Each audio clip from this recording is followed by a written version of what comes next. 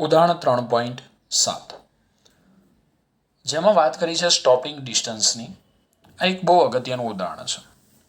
ધારો કે આપણે કાર લઈને જતા હોય અને રસ્તામાં અચાનક જ કોઈક વસ્તુ આવી જાય તો આપણે કારને બ્રેક મારવાની જરૂર પડે છે. અને આપણે કારને બ્રેક મારીએ એ પહેલાં વિચારવા માટે જે કંઈ સમય લઈએ છીએ એ સમયને આપણે કહીએ છીએ પ્રતિક્રિયા સમય. અને પ્રતિક્રિયા સમય દરમિયાન કારે કાપેલું જે અંતર છે ને એને કહેવાય પ્રતિક્રિયા અંતર. એટલે તમે કારને બ્રેક મારો કે તરત કાર ત્યાં ને ત્યાં ચોંટી નથી જવાની. કાર અમુક અંતર કાપીને ઊભી રહે છે અને એ અંતરને આપણે કહીએ છીએ સ્ટોપિંગ ડિસ્ટન્સ. સમજો, તમને રકમની અંદર જ સ્ટોપિંગ ડિસ્ટન્સ વિશે સમજાવેલું છે કે વાહનનું સ્ટોપિંગ ડિસ્ટન્સ ગતિમાન વાહનને બ્રેક લગાડવામાં આવે ત્યારે તે થોભે તે પહેલાં તેણે કાપેલા અંતરને વાહનનું સ્ટોપિંગ ડિસ્ટન્સ કહે છે. એટલે ગતિમાન વાહનને, વ્યાખ્યા યાદ રાખજો કે ગતિમાન વાહનને બ્રેક લગાડવામાં આવે ત્યારે તે થોભે તે પહેલાં તેને કાપેલા અંતરને આપણે વાહનનું સ્ટોપિંગ ડિસ્ટન્સ કહીએ છીએ. અને રસ્તા પર વાહનોની સલામતી માટે આ એક અગત્યનું પરિબળ છે. સ્ટોપિંગ ડિસ્ટન્સ વાહનના પ્રારંભિક વેગ અને બ્રેકની ક્ષમતા અથવા બ્રેક લગાડવાથી વાહનમાં ઉદ્ભવતા પ્રતિપ્રવેગ એ પર આધાર રાખે છે. તો તમને કીધું કે વાહન V0 અને A માટેના પદમાં સ્ટોપિંગ ડિસ્ટન્સનું સૂત્ર મેળવો. ધ્યાન આપજો.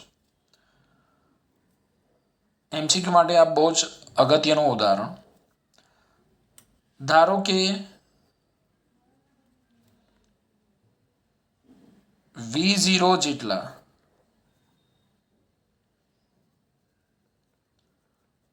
પ્રારંભિક વેગથી ગતિ કરતા વાહનને બ્રેક મારતા તે DS જેટલું અંતર કાપીને ઊભું રહે છે. હવે સમજો, વાહનનો પ્રારંભિક વેગ કેટલો છે? તો પ્રારંભિક વેગ છે V0 = V0. અંતિમ વેગ કેટલો?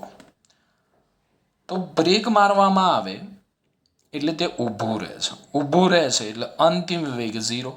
સમજો, પ્રારંભિક વેગ V0, બ્રેક મારીએ છીએ એટલે વાહન સ્થિર થઈ જાય તો પછી એનો વેગ 0 એટલે અંતિમ વેગ 0 થશે. પ્રવેગ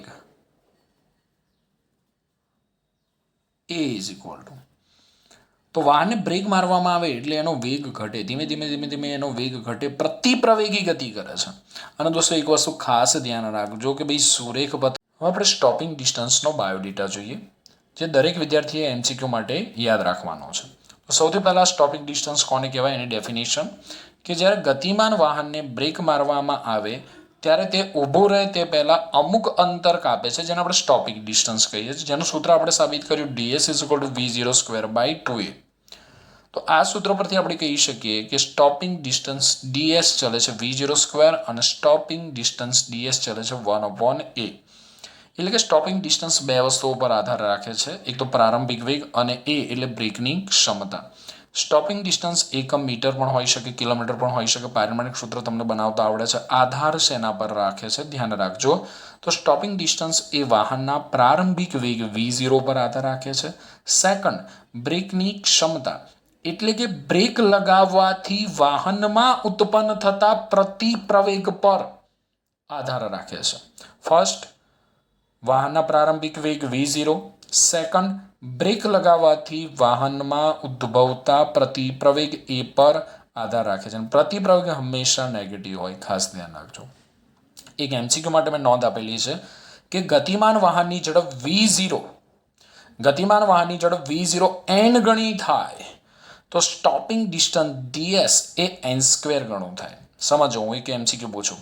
ગતિમાન વાહનની ઝડપ v0 2 ગણી કરવામાં આવે તો સ્ટોપિંગ ડિસ્ટન્સ ds કેટલું થાય? તો 2 નો વર્ગ 4. જો ગતિમાન વાહનની ઝડપ 3 ગણી કરવામાં આવે તો સ્ટોપિંગ ડિસ્ટન્સ કેટલા ગણું થાય? 9 ગણું. ઝડપ 4 ગણી કરવામાં આવે સ્ટોપિંગ ડિસ્ટન્સ કેટલું થાય? 16 ગણું. MCQ પૂછી શકાય, ધ્યાનમાં રાખજો.